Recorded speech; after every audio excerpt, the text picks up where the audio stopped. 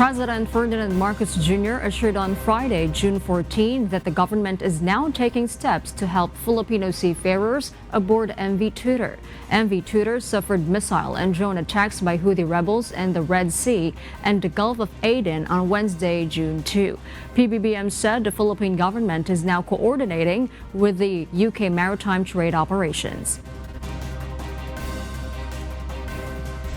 Sa ating mga kasama na Filipino seafarers na napasakay na yung MV Tudor na binomba at ngayon hindi malaman ang gagawin meron lahat ng maaaring gawin ay ginagawa na namin.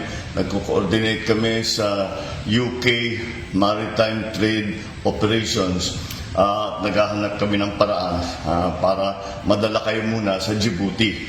Mula sa Djibouti, gumagawa rin kami ng mga arrangement para makapunta na kayo, makauwi na muna kayo.